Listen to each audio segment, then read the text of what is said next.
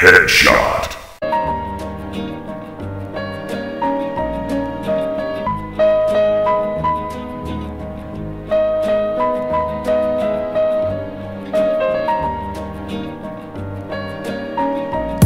I once knew a nigga whose real name was William. His primary concern was making $1 million, being the illest hustler that the world ever seen. He used to fuck movie stars and sniff coke in his dreams. A corrupted young mind at the age of 13. Nigga never had a father and his mom was a fiend. She put the pipe down, but for every year she was sober, her son's heart simultaneously grew colder. He started hanging out, selling bags in the projects, checking the young chicks looking for hit and run prospects. He was fascinated by material objects, but he understood money never bought respect. He built a reputation cause he could hustle and steal, but got locked once and didn't hesitate to squeal. So criminals he chilled with didn't think he was real. You see, me and niggas like this have never been equal. I don't project my insecurities on other people. He fiended for props like addicts with pipes and needles, and so he felt he had to prove to everyone he was evil. A feeble-minded young man with infinite potential, the product of a ghetto-bred capitalistic mental. Coincidentally dropped out of school to sell weed, dancing with the devil, smoked until his eyes would bleed. But he was sick of selling trees and gave in to his greed.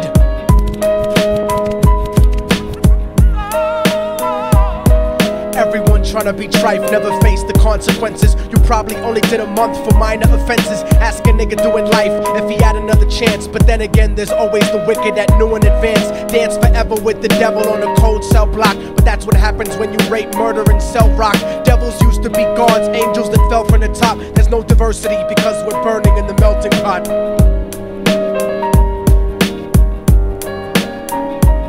So Billy started robbing niggas, anything he could do to get his respect back in the eyes of his crew. Starting fights over little shit up on the block. Stepped up to selling mothers and brothers to crack rock. Working overtime, making money for the crack spot. Hit the jackpot and wanted to move up to cocaine, fulfilling the Scarface fantasy stuck in his brain. Tired of the block niggas treating him the same.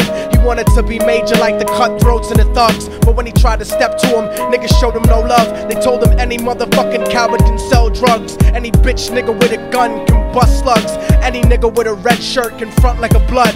Even Puffy smoked the motherfucker up in the club. But only a real thug can stab someone till they die. Standing in front of them, staring straight into their eyes, Billy realized that these men were well guarded, and they wanted to test him before business started. Suggested raping a bitch to prove he was cold-hearted. So now he had a choice between going back to his life or making money with made men. Up in the sight, his dreams about cars and ice made him agree a hardcore nigga is all he ever wanted to be. And so he met them Friday night at 2:45.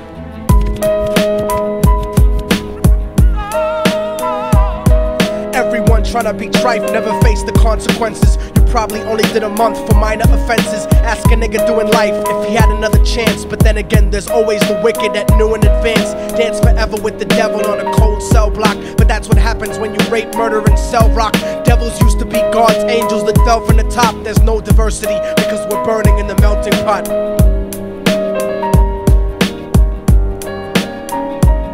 They drove around the project slow while it was raining, smoking blunts, drinking and joking for entertainment, until they saw a woman on the street walking alone, 3 in the morning, coming back from work on the way home. And so they quietly got out the car and followed her. Walking through the projects, the darkness swallowed her. They wrapped her shirt around their head and knocked her onto the floor. This is it, kid, now you got your chance to be raw. So Billy yoked her up and grabbed the chick by the hair and dragged her into a lobby that had nobody there. She struggled hard, but they forced her to go up the stairs. They got to the roof and then held her down on the ground, screaming, "Shut the fuck up and stop moving around." The shirt covered her face, but she screamed and clawed. So Billy stomped on the bitch till he broke in her jaw. Them dirty bastards knew exactly what they were doing. They kicked her until they cracked her ribs and she stopped moving. Blood leaking through the cloth, she cried silently. And then they all proceeded to rape her violently. Billy was made to go first, but each of them took a turn, ripping her up and choking her until her throat burned. Her broken jaw mumbled for God, but they weren't concerned. When they were done and she was lying bloody, broken and bruised, one of them niggas pulled out a brand new 22. They told him that she was a witness for what she'd gone through, and if he killed her, he was guaranteed a spot in the crew. He thought about it for a minute, she was practically dead, and so he leaned over and put the gun right to her head. I'm falling and I can't turn back.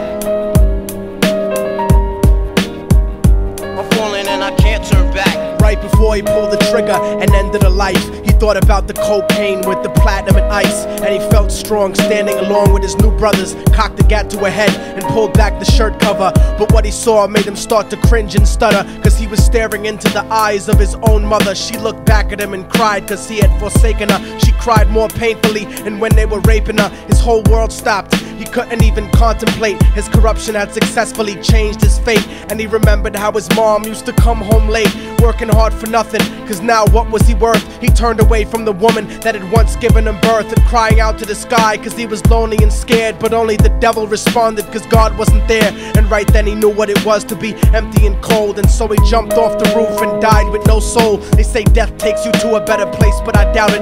After that they killed his mother and never spoke about it. And listen, cause the story that I'm telling is true, cause I was there with Billy Jacobs and I raped his mom too. And now the devil follows me everywhere that I go. In fact, I'm sure he's standing among one of you at my shows, in every street cipher listening to Little Thug's flow. He could be standing right next to you and you wouldn't know. The devil grows inside the hearts of the selfish and wicked. White, brown, yellow and black color is not restricted. You have a self-destructive destiny when you're inflicted, and you'll be one of God's children that fell from the top. There's no diversity because we're burning in the melting pot. So when the devil wants to dance with you, you better say never, because a dance with the devil might last you forever.